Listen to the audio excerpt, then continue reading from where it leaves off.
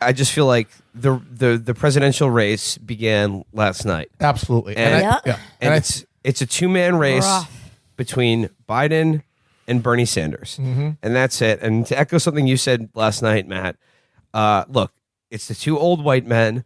So just we can forget about and throw out the window all of that maddening shit that consumes people online about identity politics and who deserves what, and why do we have to have old white men? These are our two options, and the question for everyone is, which one of them is good? Which grandpa do you want to go to spend Christmas with?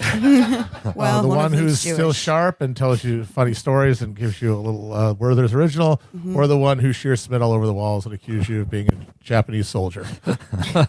Okay, so I think thinking of the way, like, now we go negative. Oh, yeah. And, yeah, and two-man race, that's when you could do it. Yeah, now that's a zero-sum game. But I think there's going to have to be a two-front thing because the Biden is crackers thing isn't going to work on his base, who are themselves also crackers. Yes, exactly, yes. I think we can actually peel away some of Biden's elder support, a significant amount maybe, by talking about Social Security. So I'm not saying we shouldn't talk about how he's crazy, because he is very crazy, but that's not an ace in the hole, because a lot of old people are like, you know what he means. Yeah. That's how I know talk. what he means. Yeah, exactly. Yeah. There's his record on Social Security, which Bernie has already deployed to some good effect in Iowa and New Hampshire. That needs to be redoubled down upon starting right now, like full nuclear Armageddon on his record on Social Security and other things.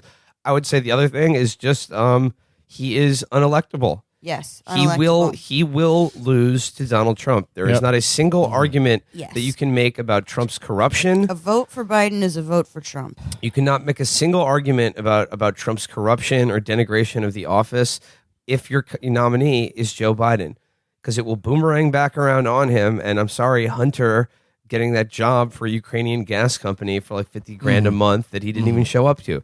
It's an obviously on its face corrupt no-show job.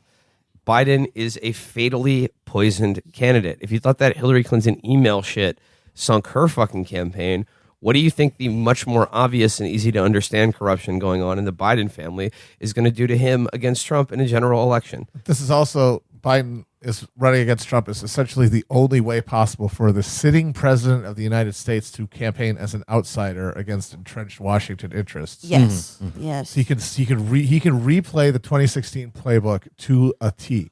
Just do it the same thing over again. Now, the thinking of the Biden people when he decided to run this time was, damn, if it had been Biden instead of Hillary in 2016, Biden would have won. And that's true. But the thing is now, any kind of advantage he gets over not being as personally unpleasant and unliked as Hillary Clinton is totally invalidated by the incumbency advantage of Trump. Here's another thing. Both the incumbency and, as you said, simultaneous outsider. It's amazing. He's fighting against the swamp. Here's the other thing, though. Like, if you want to make the contrast between Biden now and Hillary Clinton in 2016, yes, Hillary Clinton was uniquely unliked and untrusted as a major politician in this country. But going into both the primary and the general election, she did have a genuine base of support of people who were like really dedicated to her campaign and really excited to vote for her. Not enough people. She had her own. Biden has just got over by basically people in the last 48 hours who are just like, yeah, I guess. Fine. Yes. Yeah. Fine. I guess he's the guy. We have to vote for. Like there's nothing there that he's going to bring to the table other than, like people who vote for the Democratic candidate as just kind of like a reflex. And that is a recipe for disaster. We've seen what this produces. We've already seen what's going to happen with this. And he's going to run the same campaign Hillary Clinton did, but less competently, which is somehow terrifying to think about. But I'm sorry, he's senile. He has Alzheimer's. His brain is not all there. My God, if Hillary just collapsed on 9/11, what the hell is Joe Biden going to do on outdoor summer hoops day? 2020 outdoor summer hoops day. Blood's just going to start shooting out of his tear ducts like a sprinkler system. No, I mean, Virgil, you called into the FYM stream last night, and I think you said it exactly right. This is not like the victory we were all hoping for on Super Tuesday. Right. This was not Plan A. This wasn't the one knockout punch where Sanders would accrue such a wide delegate lead over his nearest competitor that it would essentially put the nomination out of reach for everyone but himself. Right. Yeah, but That was now- what we were hoping for. And That's what that's what the polling was Exactly. leading towards in It the looked past realistic. few weeks on the momentum of Bernie Sanders winning the first 3 Yeah. early states. And the question after South Carolina, where Vice President Biden won by about 30 points, was, okay, that this is coming 3 days before Super Tuesday. Is he going to get the momentum from that? Is that really going to matter? Or is it that in this, media environment that's not enough time, enough people have voted early, or that the airwaves are just simply swamped with Bloomberg and Steyer ads that, the normal rules of momentum are suspended and that you can't really get momentum from anything anymore. And we did get the answer to that question. It's a mixture of 1, that momentum, and 2, the deal cutting. Yes. Good old. And we you gotta don't- love a good deal. I would love to know what those deals are made. All those cucks are. I mean, they were offered something. Yeah. And Yeah, well, I mean, with Buttigieg, it's very interesting because it's utterly unprecedented that someone could place in the top 2 in Iowa and New Hampshire, and then both states, and then be out before Super Tuesday. Yeah. And I said this on the FYM stream last night. I do think that part of it is, he ran out of money. And of course, part of it is rationally, he realized, oh, I'm about to get owned everywhere Yeah. on Super Tuesday. He's probably, pretty pissed about that. The fact that he got no love after doing unexpectedly well in Iowa and New Hampshire, back when everyone thought that the establishment support would coalesce around him. That being said, I'm guessing state. Yeah. I think state or defense. State. And, He you is know, a troop after and all. it makes sense for him because he has no political future outside of making a deal with one of the other Democrats because he cannot win a single office in his state of Indiana. Yeah, and I have to imagine that Pete Buttigieg looked at the polls going into Super Tuesday and thought, okay, this moment, 2 days before Super Tuesday, is probably when I'm going to have the most leverage. Yes. Ever. And after Super Tuesday, when I get owned, I'm going to look like an asshole. 1. Yeah. And 2, that me being in this race splits the everyone but Bernie vote to such a degree that I won't have anyone to cut a deal with if I right. stay in this race. And I also think Pete Buttigieg is someone who is ideologically opposed to Bernie Sanders, to Bernie Sanders' beliefs, and to you, the listener. And so he didn't want to be the guy who caused Bernie to win. Here's something to put into perspective. In 1996, Bernie Sanders voted to legalize gay marriage. Joe Biden voted against it. Pete Buttigieg just endorsed Joe Biden. That's who he is. That's what he believes. As Virgil said, he's opposed to you. These people, it is not an exaggeration to say they want you to die. Yep. And you should keep that in mind when, like I said, and you better fucking redouble your fucking effort and find some fucking strength to keep this fight going because it is a fight now. Yeah, And because back to the this is a war of attrition, and Virgil's also right. You can forget about the brokered convention, any Right. of that. Yes. Any of that, Yeah. like that strategizing about delegate. Now it is just purely about who gets the most delegates going into the convention. It's a delegate race. Okay, so this is a totally different race now. And back to your original point, that was plan A. Was it was going to be a knockout punch, kind of like in 2004 with John Kerry, that would put the nomination out of the reach of everyone but Bernie Sanders, and possibly a contested convention, because of course that's what everyone was freaking out about 2 weeks ago. Now it's 2008 all Yep. over again. Yep. And this is it's a 1v1 heads up match, no and it is. And it's now get ready for delegate math. Get ready for all the fucking delegate math fucking bullshit that I know Matt and I fucking sat through all through 2008. Oh, yeah. It was awesome. Now every state counts, and now running up the score in every state counts. Now Yes. it's not about momentum. It's not about, doing so well in certain states that you're going to get the fence sitters, to come and join your campaign. Because as we know, Bernie Sanders is the insurgent candidate. He fucking won Nevada by huge margin. And shortly thereafter, Harry Reid endorsed Joe Biden.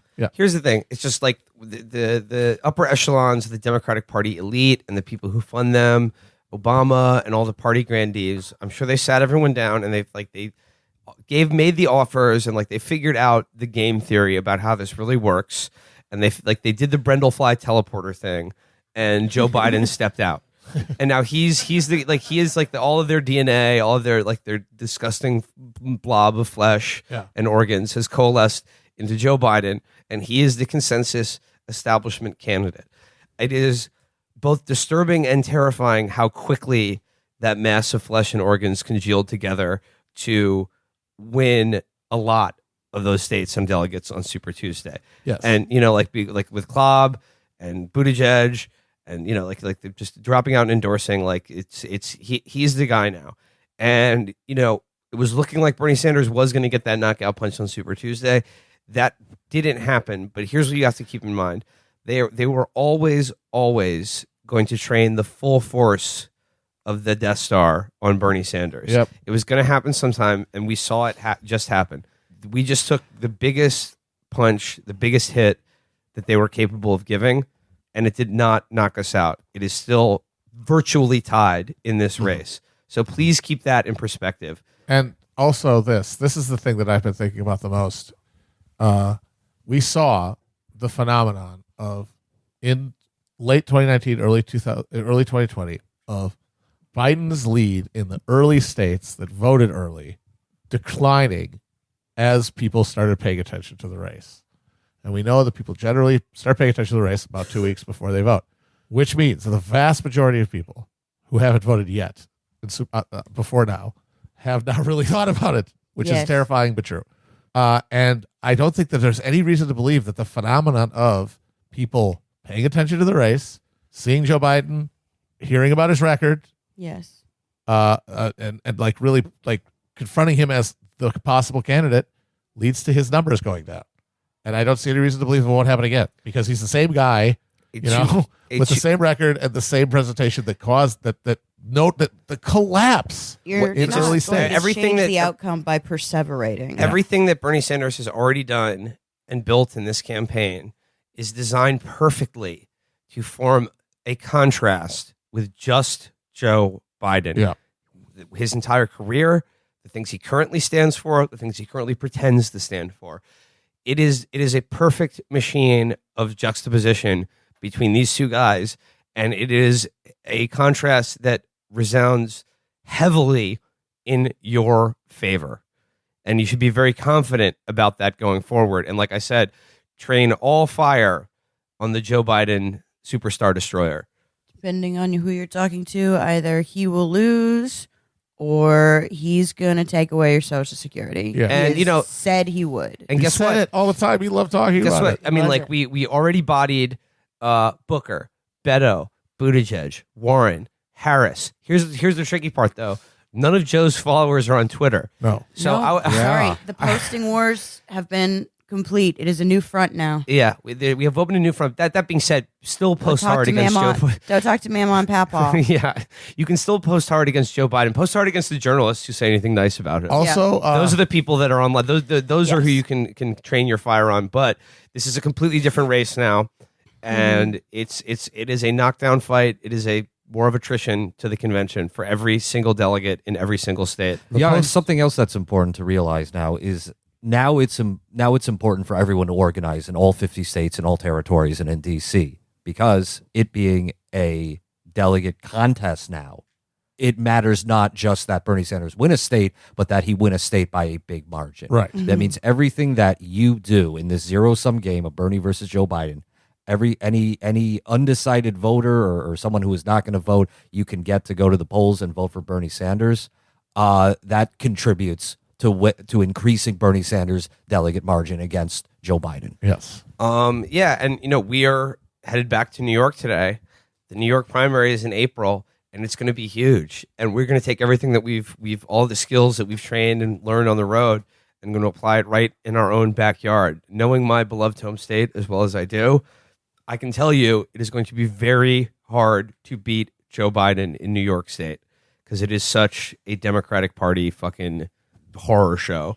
They have got everything stitched up so good in that state. However, it is not undoable, and we're gonna do it, and we're gonna hit it hard with all the shit that we've done on tour back in our home field advantage for Bernie Sanders in New York State. And there's a shitload of delegates there to be had. I will be buying a megaphone. Yeah. so that I can continue my life's mission now to drive around and yell at people in every state of the union. Just one more before we go off, leave the Bernie versus Biden thing. I saw this clip on Twitter today that I retweeted that I think is just so revealing in a few ways.